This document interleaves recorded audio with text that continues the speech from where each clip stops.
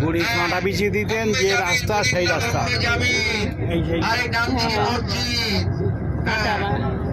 মসজিদে রসুল, এটা মসজিদ নবীজি নামাজ পড়তেন, তাই মসজিদ রসুল নামকরণ করা হয়েছে।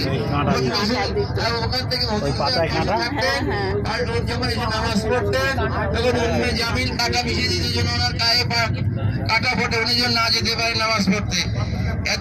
এত বড় পাথরটা এখন ঝুলে আছে। হ্যাঁ,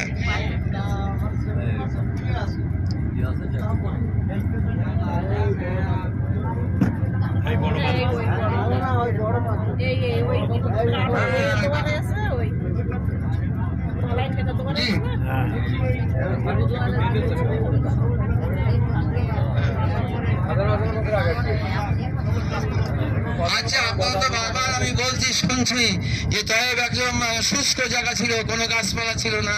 তো আল্লাহ রসুল আসার পর থেকে আপনার সব গাছপালা আপনার ভরে গেছে, আপনার ফলে ফুলে ফসলে চতুর্দিকে একটা নতুন একটা বিপ্লব ঘটে গেছে। নবীজি আসার পর থেকে আল্লাহ পাক শহরের উপরে করুণা বর্ষণ করেছেন। চারিদিকে ফল ফুলের গাছপালা, শহরে আবহাওয়া নরম, আপনার সবই দেখতে পাচ্ছেন। রাসূলুল্লাহ সাল্লাল্লাহু আলাইহি ওয়াসাল্লামের বরকতে আল্লাহ তাআলা এইগুলো সব দান করেছেন। এই তয়েব শহরের বাসিন্দারা সেইগুলো সুফল আপনারা পাচ্ছেন। সব থেকে বড় কথা, রাসূল সাল্লাল্লাহু আলাইহি ওয়াসাল্লাম বুঝতে পেরেছিলেন যে আমার এই প্রতিবেশী আত্মীয় স্বজন, এদের উপরে আমি বদদোয়া করবো না, আল্লাহ নিশ্চয়ই এদেরকে পথে আনবেন। আল্লাহ, এরা ভুল করেছে, এরা কি করছে এরা জানে না, এদেরকে তুমি ক্ষমা করো। রাসূল সাল্লাল্লাহু আলাইহি ওয়াসাল্লাম বলেছেন, প্রত্যেকটা পয়গম্বর, বিশেষ করে আমাদের রাসূল, ক্ষমার একদম পূর্ণ প্রতীক ছিলেন তিনি। কোন মানুষের প্রতিশোধ নেওয়া, যার দেখলে মনে কষ্ট হবে, বলতে তুমি আমার সামনে এসো না, তুমি দূরে থাকো, তাই বলে তাকে বলেনি যে তোমাকে হত্যা করা হবে। হ্যাঁ, সুযোগ পেয়েছি, তোমাকে ছাড়বো না।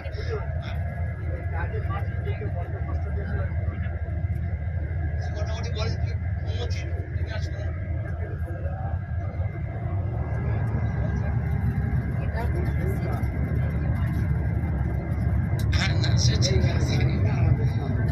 যাই হোক, তাহলে এবার ড্রাইভার সাহেব আমরা চন্দ্র ওই গাড়ি, এই গাড়ির সাথে সাথে, হ্যাঁ, ওই গাড়ির পিছনে যেতে হবে আমরা।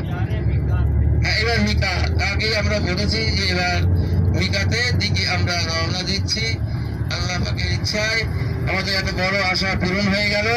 তয়েব শহর দেখা